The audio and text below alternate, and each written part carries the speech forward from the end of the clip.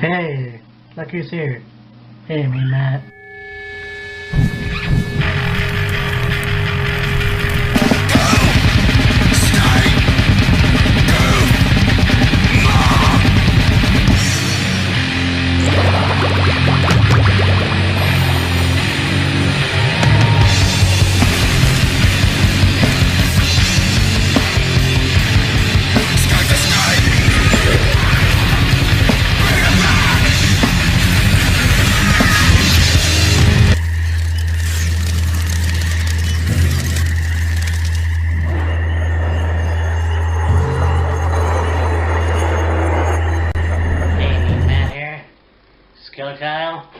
And this is not a Wheelz of Fury episode because we will be doing Hell in a Cell and Bound for Glory in a regular Wheelz of Fury episode.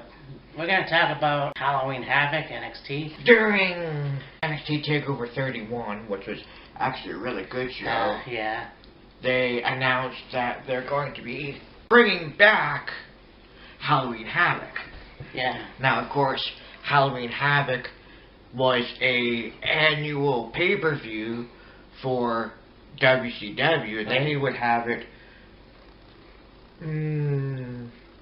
the week of or the week before Halloween. Now, depending on what day Halloween fell on in October, it would be like, say Halloween was on a Sunday, right, whatever, in the year.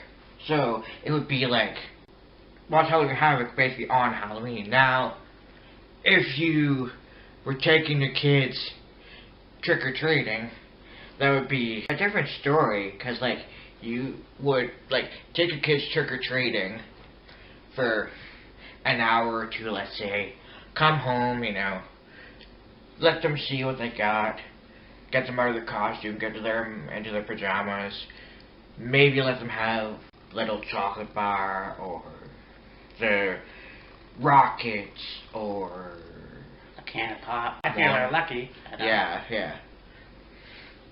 And then, you know, send them off to bed. Now, generally, by the time you took your kids trick-or-treating, around the neighborhood, came home, you'd already be into Halloween Havoc, and so you would have to, like, wait until it was on again, say, later in the evening, or the next day, or watch Nitro, yeah, to find out what happened. And then, you know, WCW closed its doors, and well, would be 19 years ago? Yeah. 2001? Yeah, that's fucking insane. And I'm honestly surprised that nothing was carried over. Like, it's such a big part of WCW that when WWE bought out WCW, I'm surprised WCW didn't pick it up. Yeah. But here we are 19 years later, and NXT is doing its first NXT Halloween Havoc. Now, over the last couple months, NXT has been doing, well, one has been more than a couple months, but over the last couple months, NXT has been doing some things that were part of WCW, or before WCW, the NWA. Yeah, War Games. Yeah, War Games. Great American Bash. WWE did do Great American Bash as a pay-per-view for quite a few years. Yeah. And then they just dropped it, I think. Switched to another pay-per-view. I can't remember exactly what it was. That's Stargate, too. Yeah. Year. So. Yeah. Over the last few years, the WWE Network has had a special presentation of Stargate, which was a big event during the 80s for the NWA. I mean, you had Ric Flair against Harley Race in a steel cage. Roddy Piper and Greg Valentine in a dog collar match. Yeah. Which of course led to a few weeks ago, Cody and Brody Lee in a dog collar match and Dynamite. Yeah, and then, it's kind of bittersweet in a way because you had Greg Valentine in the audience and it would have been... It would have been great to have them both. Yeah. But unfortunately we lost Roddy there 3? Yeah, a couple years ago. Yeah. 2015. Which was actually the same year we lost the Dream, so... Yeah. But... Yeah, they passed within a few days of each other, I think. Yeah. It was like, wow. But, yeah, this should be a good show. I mean, I didn't realize this, too, but it's a regular slot for NXT anyways. Yeah. But it's like 3 matches, as far as I know. So... Well, I think tonight, although watch it later, and then next Wednesday, we'll probably have more matches. Yeah. And, more of a card, so... Yeah. So, I mean, am I jumping the gun right now? I'm not sure. But it just seems like we're going to Hell in a Cell, we're going to NXT Halloween Havoc, It's hard to know when they make matches. Well, I mean, like, when you have events back-to-back weekends... Yeah. Like, NXT does a good job of having a card for their event, whether it be a takeover or, Great American Bash, War Games, whatever. Now, NXT events are generally 5 matches, but they do a good job at taking those 5 matches and filling them within a 3-hour period. Yeah, like Hell in a Cell is almost at 5. So far. Like, I mean,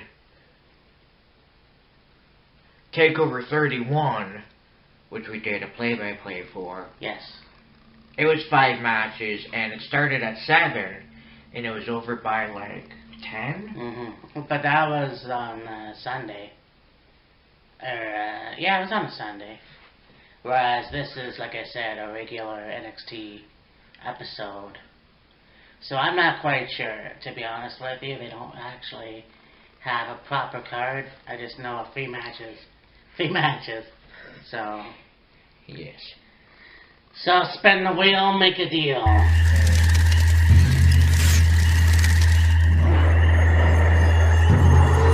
So we have this match, which is gonna be a pretty cool match. I mean, 2 women that definitely are like the powerhouses of NXT in a way, in Raquel Gonzalez versus Rio Ripley. Yeah, that one's gonna be interesting. Them 2 have been at each other for the last few weeks now. Basically, ever since Dakota challenged Io Shirai for the Women's Championship, came up on the short end of the stick, if you will, and Raquel got involved, and the 2 of them were beating up on Io, and then Rhea got involved to help out, and then that led into a tag team match with Rhea and Io against Raquel and Dakota. And Raquel and Rhea have been having war of words the last little while, and it's almost like who's the badder of the 2? Yeah, basically. I mean, like I said, it's almost like Raquel is the Diesel to Dakota Kai Shawn Michaels. More or less, yeah. And Rio Ripley has... Unfortunately, that's a shame, because WrestleMania, you could have seen her at the Raymond James Stadium. Yeah. Against Charlotte, but unfortunately, due to circumstances, you had to see them at the Performance Center. Now, she did lose the title, unfortunately, but yeah. I think there's going to be a new door opening for her. But, yeah, I think that she should win this match. I like Raquel, but at the same time, I don't see her winning on Wednesday. Like, Raquel has been, like you say, Dakota's muscle for the latter part of 4 to 5 months or so since she made her debut when Dakota was having a match with, I believe it was Tegan Knox. Yeah. And it was no disqualification or something like that, and friggin' Raquel went to throw her through the table and fucking missed. Yeah. That's fucked up. And that, proves how powerful she is. But... like, it would have been an awesome spot, they just missed the table. Yeah. Which, anyway. So, what do you pick then? As good, like, with Raquel being Dakota's muscle, Raquel having only a few showings, like tag team match, Mae Young Classic, and not too much outside of that. I mean, I'm sure she can hold her own and have a good match with Rhea. I don't see Raquel winning, though, because, like, there's nothing, as far as I'm concerned, there's more in it for Rio Ripley than there is for Raquel. Right. Now, with whatever the future holds for Ripley, this could be a one and done deal. Right. You have the match, whoever wins, wins. You go your separate ways, and, Raquel and Dakota can, maybe keep trucking along doing their thing, and eventually have another match down the line for the Women's Championship. As far as Rhea is concerned, maybe at some point she will end up on the main roster. Yeah. I seen something on Facebook. I'm not sure how much truth there is to it. Maybe when there was the draft for Raw and then Raw Talk afterwards, and they continued doing draft picks, that is where it was, you could say, officially announced. I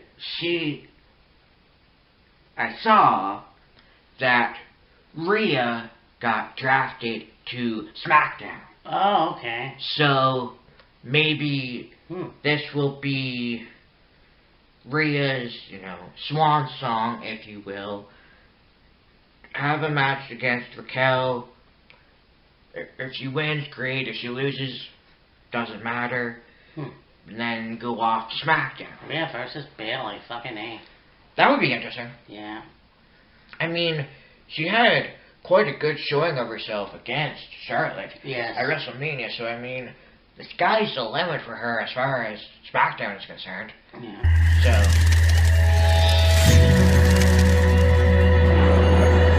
now we go on to the match. We got the Women's NXT Championship with Candice LeRae taking on champion, the Josie Judas. Io Shirai. Yeah, the Joshi Judas, the genius of the sky. And, you know, this match, and the next match I'm sure we're going to talk about, is going to be a rematch from TakeOver 31. Yes. Now, the interesting aspect of both these matches will be, as Matt mentioned earlier, it's going to be the return of the wheel. Yes. As the Eric Bischoff genius idea he had, you could say. And you spin the wheel, whatever it lands on, that's basically the stipulation your match is going to be. Yeah. Be steel cage, and be no disqualification, no holds barred, falls count anywhere, last woman standing, who knows? Yeah. We'll find out when we get there. With that being said, with Io getting the win over Candice at TakeOver, I don't know if that would mean Candice will get the next match and then become women's champion. But I mean, like, since she's been this Poison Pixie, Yeah. this totally different character, she's done fairly well for herself. I don't really see, though, any indication that will say, oh yeah, she could easily be the next NXT Women's Champion. I just don't see it. Yeah. Not taking anything away from Candice and her as a competitor, her as a wrestler, her as a performer. Mhm. She's very, very good.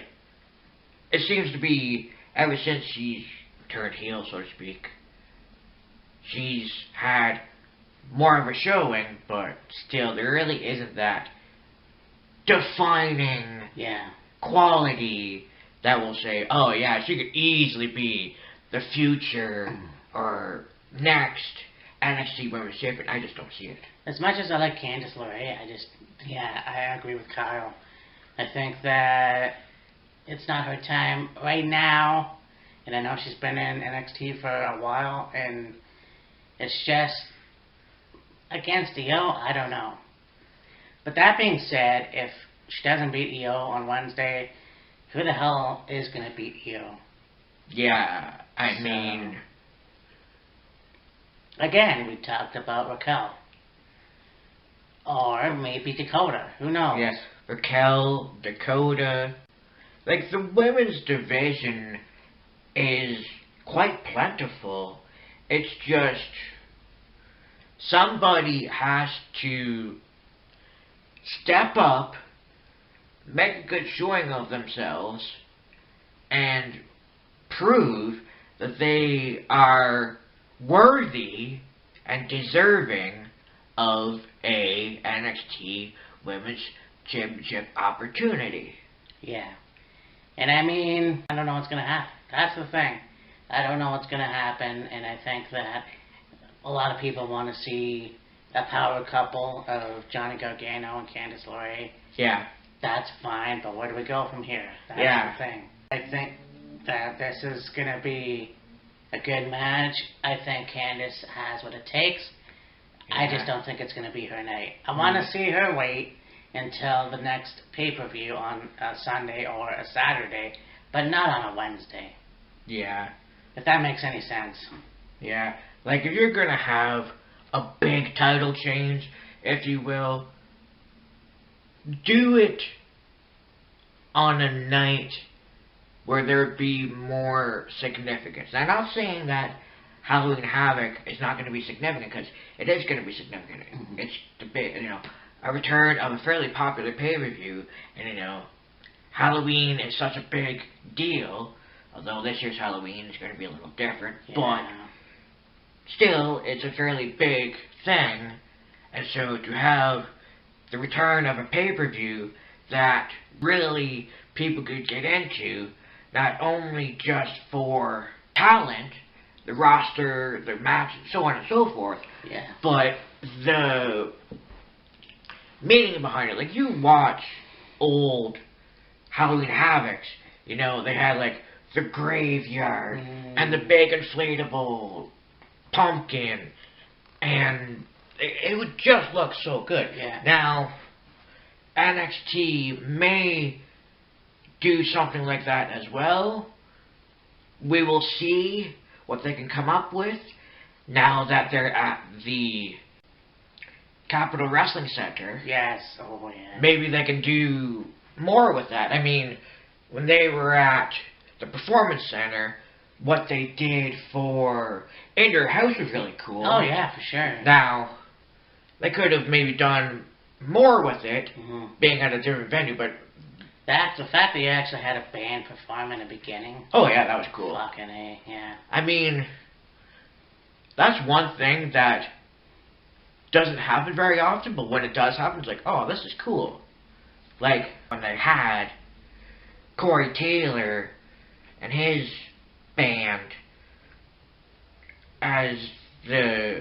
have a song that was the theme song for TakeOver 31. It's like, Corey Taylor seems to be a long time wrestling fan. He's the voice of NXT.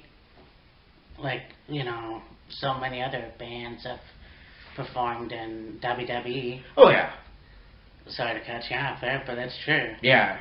I want to see Slipknot, or at least his other band, perform at least once on an NXT. Yeah. But that being said, you know, that would be awesome. Oh yeah, for sure. Having a live band perform at a show doesn't happen very often. When it does happen, it's like, that just makes the night that much more unique and that's much more special. In my opinion.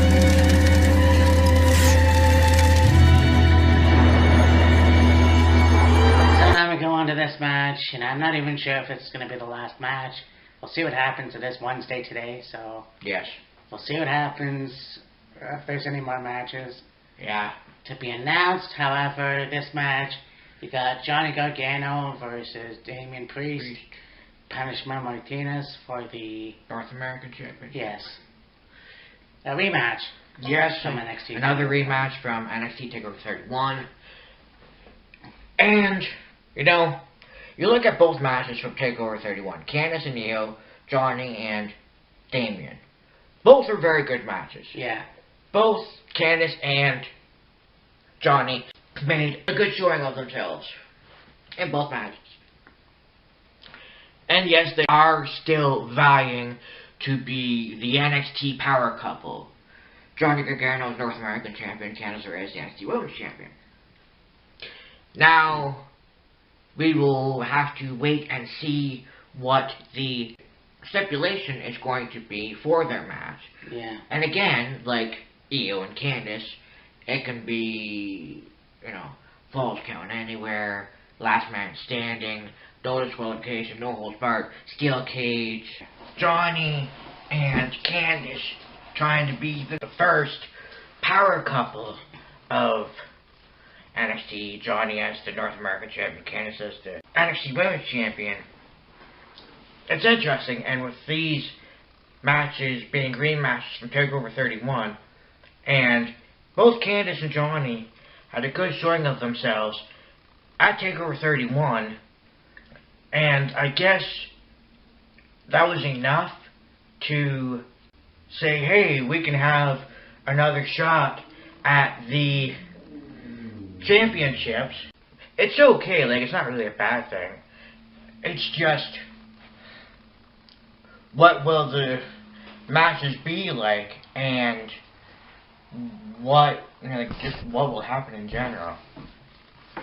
And as much as you say nothing standing out about Candice as far as the NXT Women's Championship goes, and definitively saying, like, oh yeah, she could easily be the next NXT Women's Champion.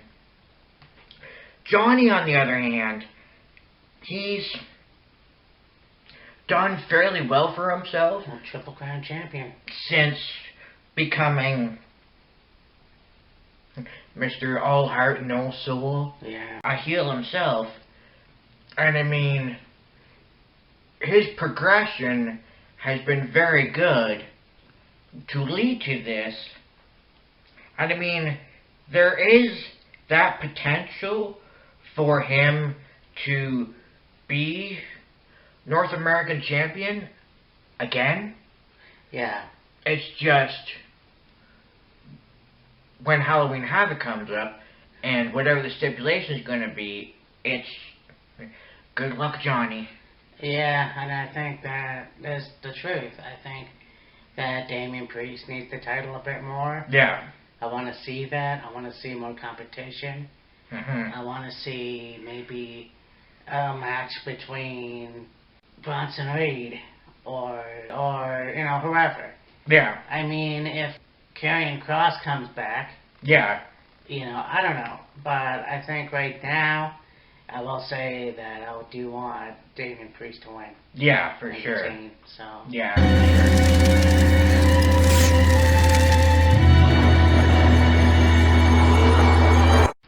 So, we have this match here. It's gonna be Trevor Lee, aka Cameron Grimes, versus the Iceman, Dexter Lumis. Yeah, this match should be interesting because you have Dexter Lumis, who wrestled as Sam Shaw in TNA. He had this weird obsession with Christy Hemme. Okay. And there's that whole storyline, and then he was this dark and mysterious, creepy, almost like an assassin, but not quite. Like he would pick a person and have a match with them, and then just take them out essentially. And that's what it seems to be right now with him on NXT. Like, you'll have a match with whoever, and he'll use this submission, basically like a head and arm triangle that you see in MMA, and he beats opponents, and there really hasn't been anything that would push him to a title opportunity like the North American Championship or maybe the NXT Championship. And this rivalry that they've got him in with Cameron Grimes is like Cameron Grimes almost got the jump on him and has been singling out Dexter Lumis for whatever reason. Yeah.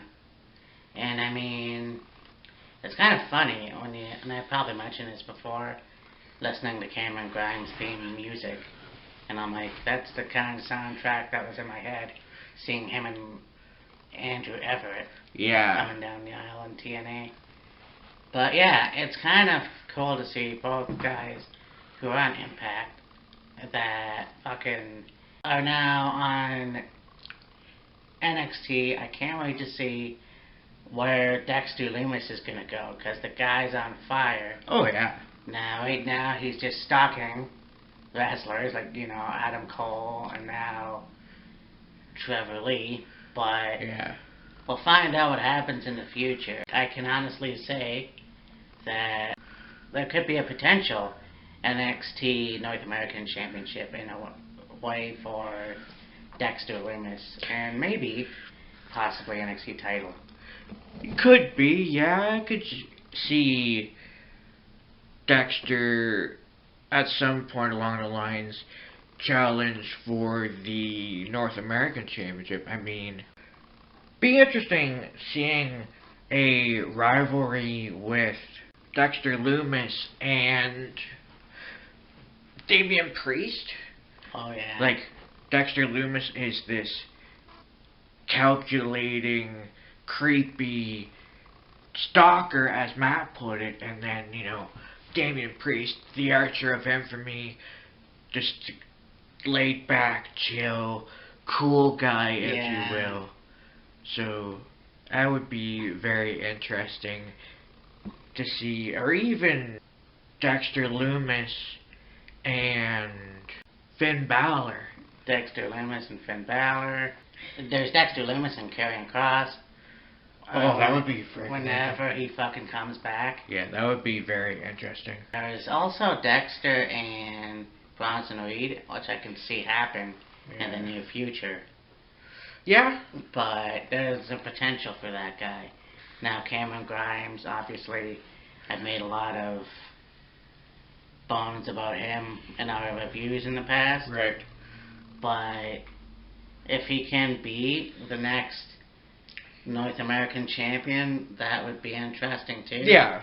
I don't know if he's yet right for the NXT title, but we'll see what happens.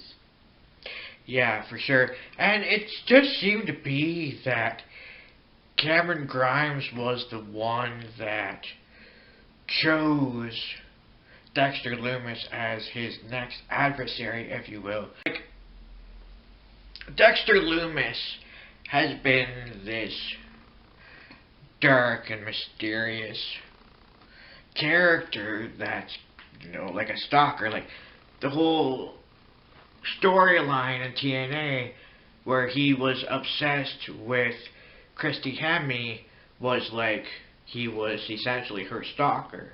Yeah. Now, when they went away from that storyline, he still had that character, but not really any other storyline came of it. It was just basically he was wrestling guys and having matches. There wasn't really any major story to it or build up to it. Yeah. And or like with matches that he's had in NXT, it's been along the same lines. Like, he's had matches, but there's not really been any story to it. Now, with Cameron getting involved in some of Dexter's matches and kind of costing him matches, there's where you're building up a story and building up a rivalry, and something good will come of it for Halloween Havoc. Right. It should be a good match, but to call who would going to win? Oh, it's gonna be Dexter Lumis for me. No brainer. Yeah, I could go Dexter Lumis myself, only in the aspect of, like, Dexter basically getting the revenge on Grimes for Grimes' interference in matches that Dexter had previously. Yeah. So, yeah. Awesome. So, like I said, NXT is tonight. This will be uploaded probably public Tuesday night. But I don't even know. I just thought this would be a good idea to do because it is Halloween Havoc. And this is the first time it's been around since 19 years. Mm-hmm. So, Wheelz of Fury will be doing Hell in a Cell and Bound for Glory. On Friday. Check out the video I just did for the Pure tournament. Yes. That was a good match. Yeah, Good matches. I happened to watch both those matches last night. Very, very good. Yeah. I'm very impressed with that. Yeah. So anyways, for me and Matt, and this is Killer Kyle. So we will talk to you next time. Bye. Deuces.